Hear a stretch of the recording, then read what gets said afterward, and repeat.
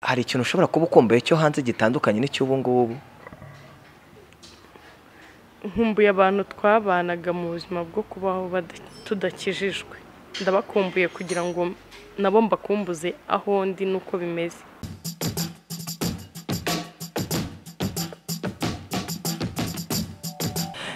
Nizere ko mumeze neza ku bantu mwese munkurikiye impande zose z'isi, ni ukuri ndabasoje ndavuga ati Yesu ashimwe, agakiza hejuru. Ibintu by'ibinyafu n'ibintu by'ibiki n'ibiki byo kuza muvuga ngo niki niki, ibyo bintu byanyu naye ndumva ntazi. Ni Emi. Yes, uyu mukobwa uri imbere yanjye bamwita Joella, ni umukobwa mwiza yambaye neza.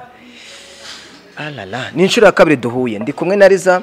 Murabizi Liza mu minsi ishize hari ibintu byagiye bimuvugaho byinshi bigiye bitandukanye. Murabizi Liza yarahindutse, abandi barabyemera abandi ntibamwemera. Murabizi ko Yesu aza hano ku isi, hari abamwemeye abandi ntibamwemera, baramufata baradiha koko.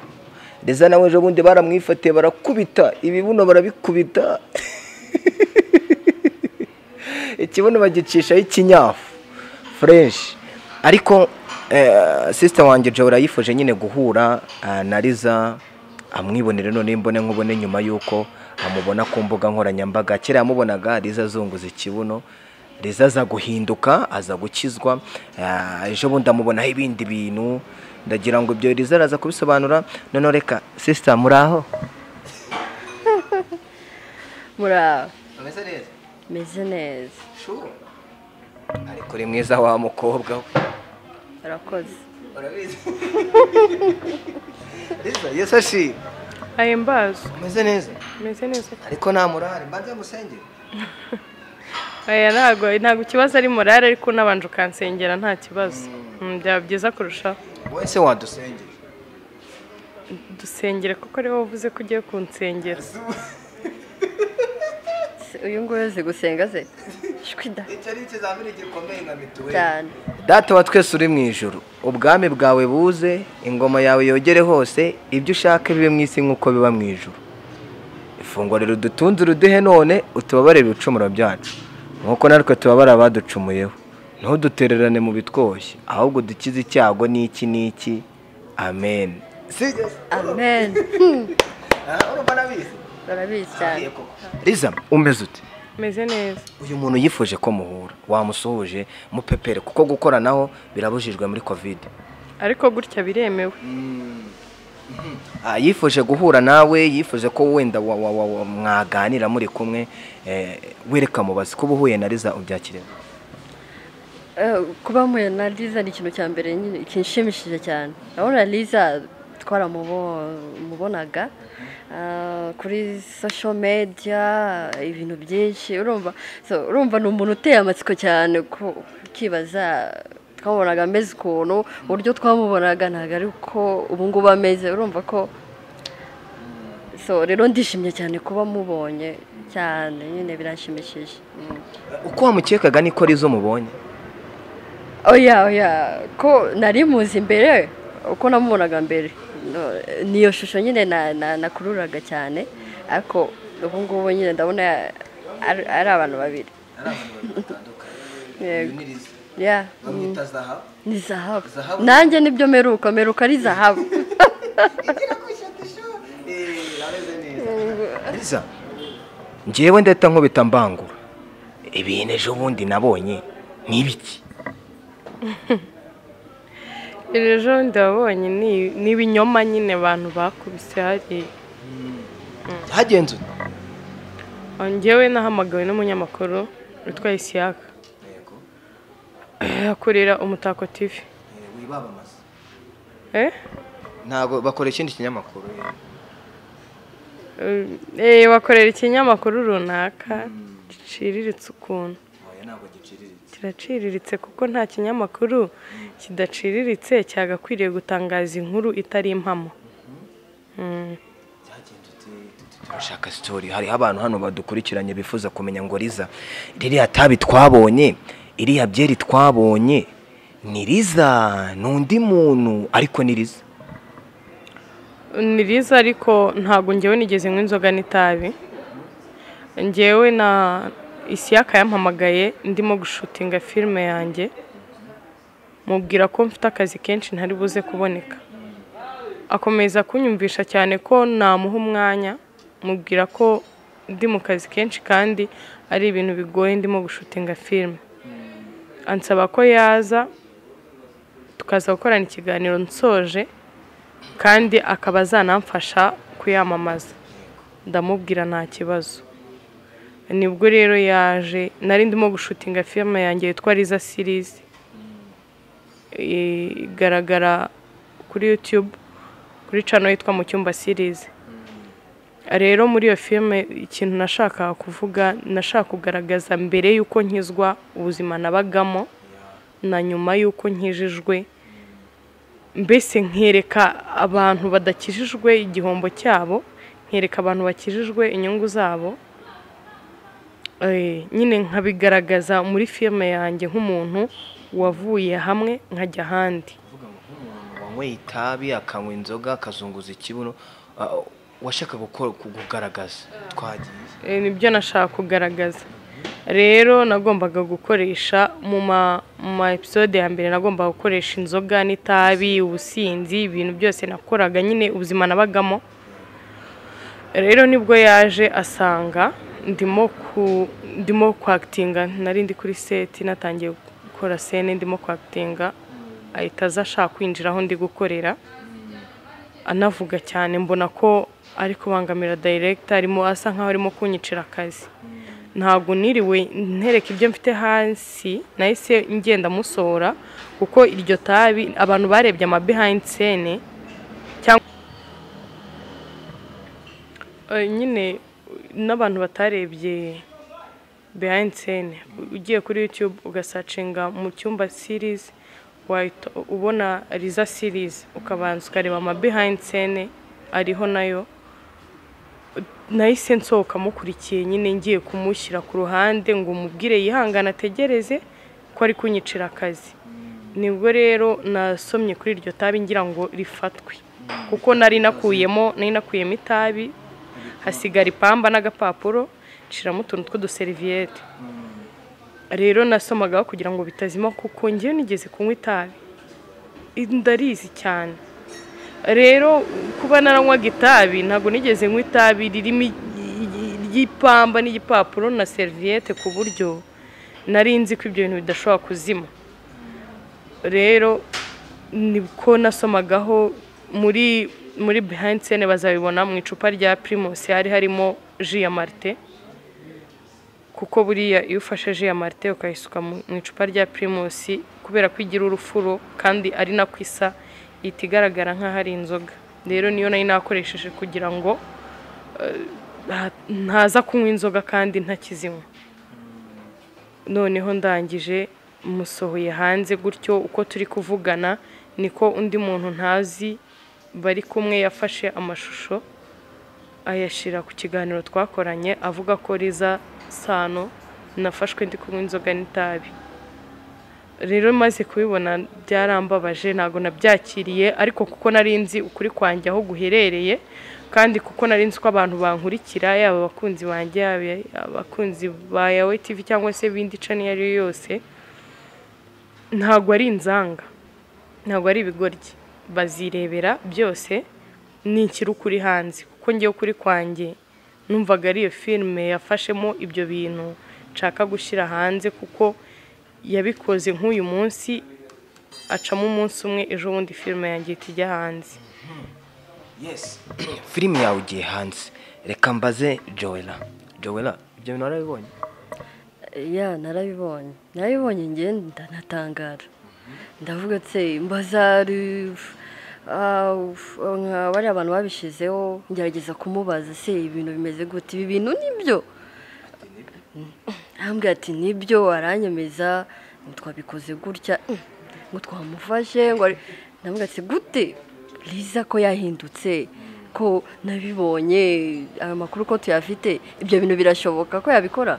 Urumva rero niyo mpamvu nagize ubushake bwo kuvuga ati Liza nzahura nawe mubaze se bimeze gute, ariko arabidusobanuriye, nubwo nyifite n'ibindi bibazo nyine by'amasiko nshaka. Yes, twagiye ku bibazo ushaka kubaza Liza Sano. Ufite ibibazo ki kuri Zahabu? kuri zahabu no afite ngera ni zahabu niko ngiye namwitaga nyine nakundaga kumukurikirana iki ariko nanone nkibaza nshaka kumubaza ikibazo wenda ibyo ngibyo tubyirengagize ko atubwiye ukuri ni filime yarimo arakina kugira ngo nyine yigishe abantu akunda tukiri aho wowe kuri filime wenda basobanura nk'umukinnyi wa filime wenda Liza we abyinjiyemo sibyo basobanurire n'umuntu wasohoye biriya bintu umubwire nuko kuri scene biba bimeze one ko umuntu ashobora gukora icyo ari cyo cyose kuri scene wowe utabimenyereye cyangwa utabizi ushaka kubona umuntu ari gukora ikintu wakibona ukavuga ati ko bya bintu ari byo kandi ntago bishoboka ukina filme imbere yawe hari nk'abantu nk'icumi cyangwa abangaye bari kukureba gutya so sinibaza rero icyo ncyo uba wicaye ukavuga ngo ikintu ngo uyu muntu yagikoze ngo ateye gutya no urumva ntabwo yakora ibyo bintu abantu bose bari kumureba kamera ibiki byose so rero no muri filme nk'uko yabivuze nimba scene byari byanditse gutya ko azaba ari kunywa inzoga itabi ashobora gufata icupa agashyiramo ikindi kintu ni ubuzima bwe kwanza ni inyigisho sibyo agashyiramo ikintu ku buryo naho urumva ko uri kubona icupa urahita wumva ngo yanyweye iki afata itabi anywa urumva rero ntabwo rimwe na rimwe ari ibintu byiza kwamamaza amakuru udafitiye gihamya neza mbere y'uko mubaza ndagira ngo Liza bari wabanza kukubaza Liza uyu mukobwa urumva nta kintu ufite cyo kumubaza byonyine no kuba yavuze ngo ndashaka kuza kureba Liza guhura na Liza amenyereza neza ikintu cya mbere namubaza no kubera iki niba akurikirana YouTube cyane no kubera iki ari njye umuntu yahisemo kwifuza guhura nanjye impamvu icya mbere ni uko nagukurikiranaga nanzi kuri zahabu nyine ibyo wakoraga iki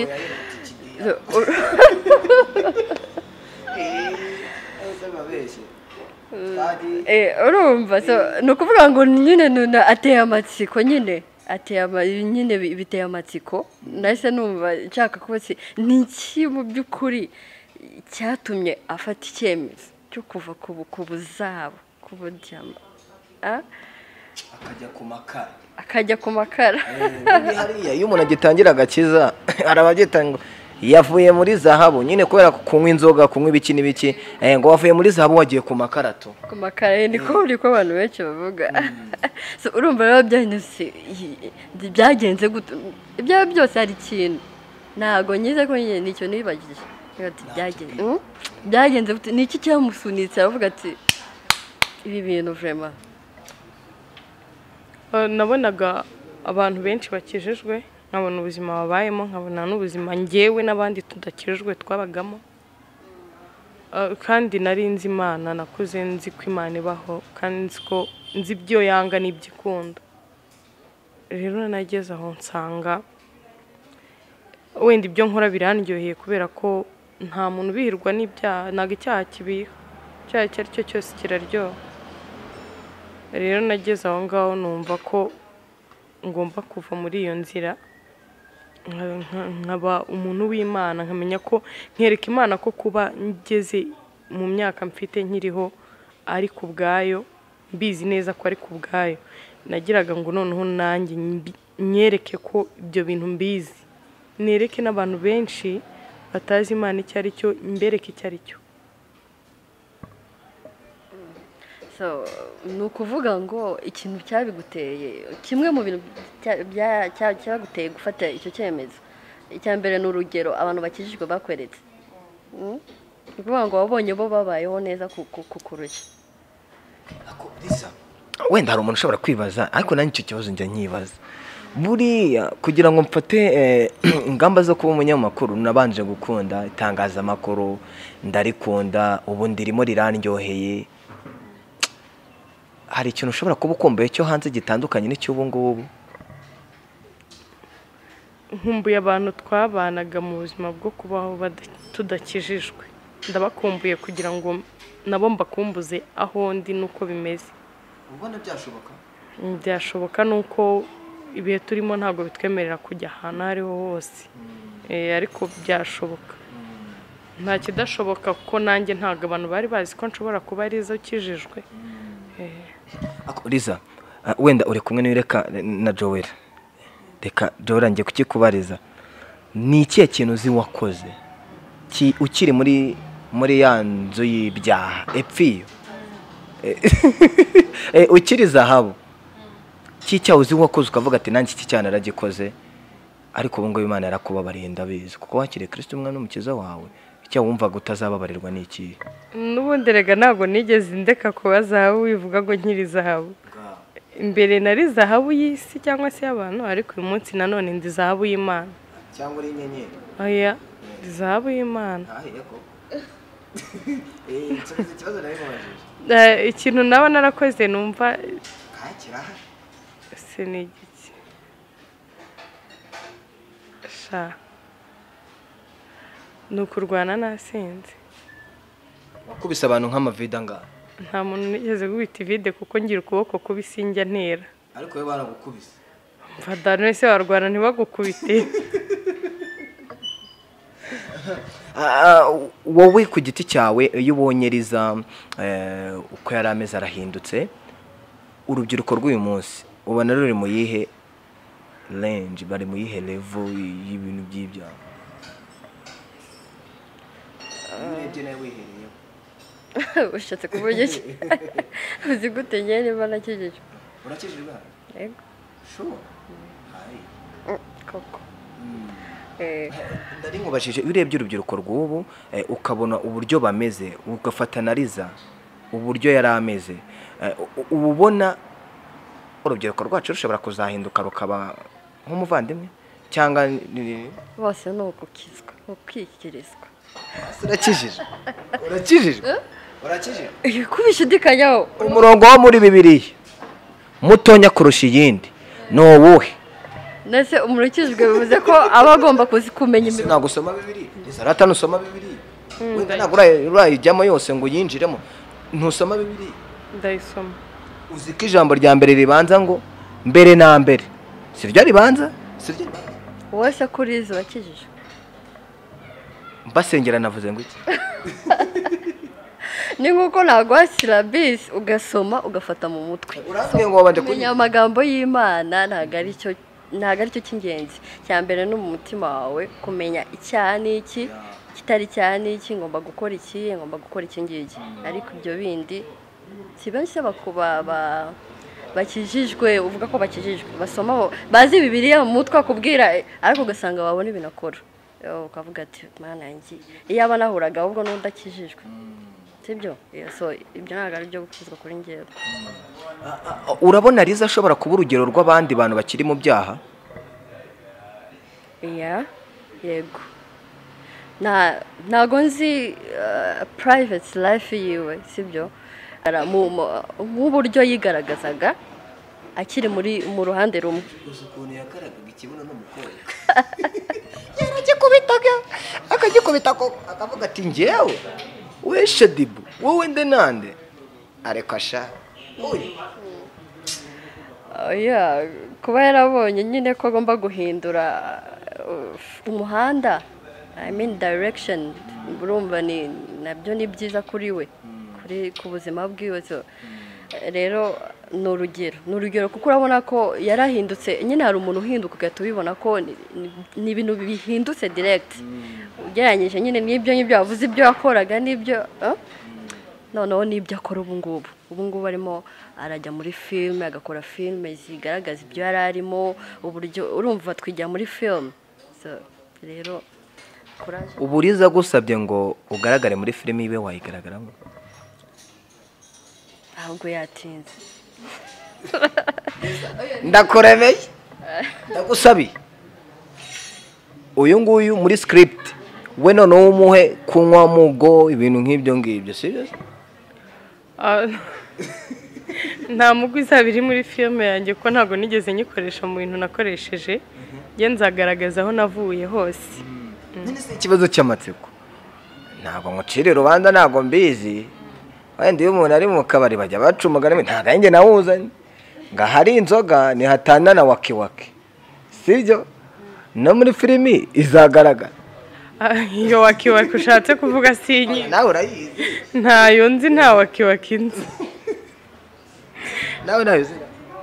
akareka dusobanuriraho reka ntacyo tuvuga ahantu haba inzoga nihatana n'ibinyafu ibyo binyafu se kandi ibyo ni bwoko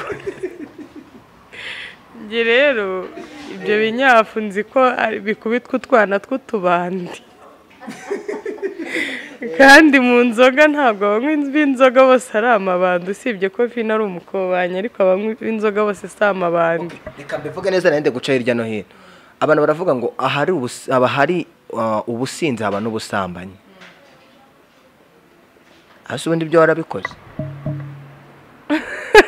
iyo ushaka gukira indwara urayirata ukabwira n'abandi genda kwibarije iyo filimi yawe harimo kunywa inzoga harimo kunywa itabi ndakeka wenda nubwo busambanyi kuri izo nshuti zawe mwawe wenda mushobora kuba mwarabikoze nyine mukiri mu buyobe ariko waragarutse Yesu Kristo ahabwa icyubahiro nabyo bizaba birimo cyangwa kuko wavuze ni inzira y'ubuzima waciyemo ukiri mu byaha azagaragaramo byinshi cyane bitandukanye abantu nibakomeza kuyikurikirana bazagera aho nabo bibaza niba hari abantu babaye muri ubwo buzima bikabacanga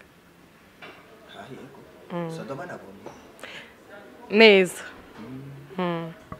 barabyumva iyo filime irumve imeze ute ishushanyije ute izatuma utubandi dukizwa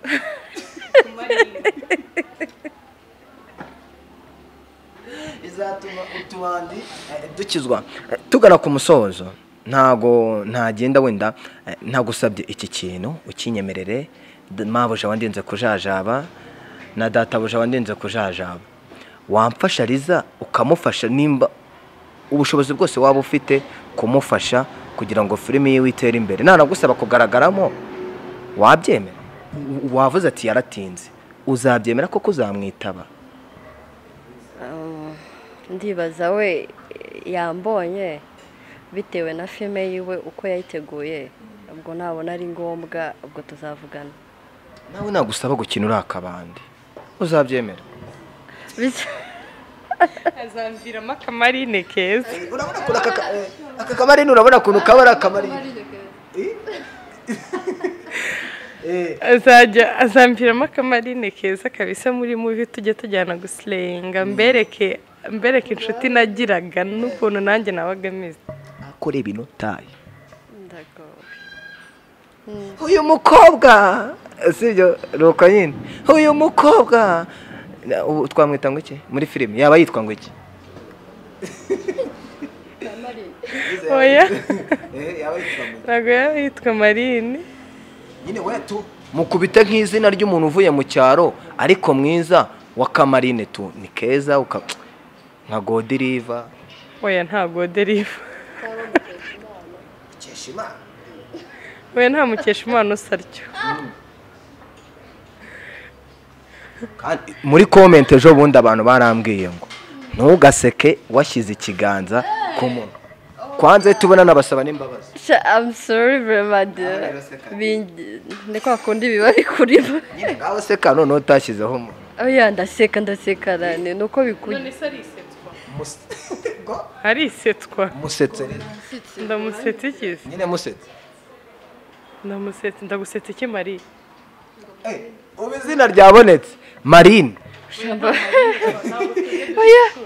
oya azashakira iryanjye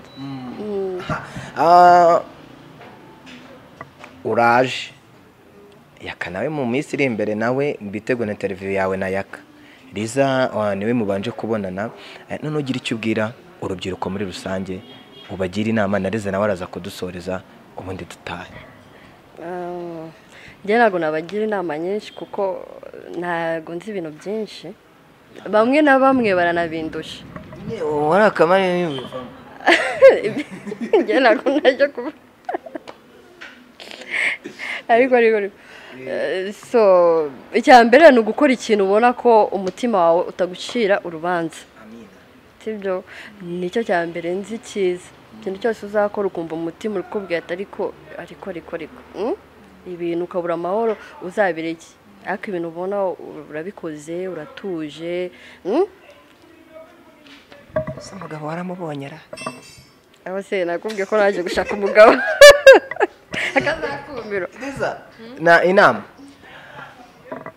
Ishyaka reka muvuge niwe wabikoze waramubabariye yumve ahari yumve ko wamubabariye. Ishyaka namubabariye mbere y'uko mbona komenti zonyine, kuko nicyo kintu cya mbere cyambabaje kikananca intege. Rero namubabariye mbere y'uko nzibona, ngiye nkimara kubona ayo mashusho nahise mubabarira.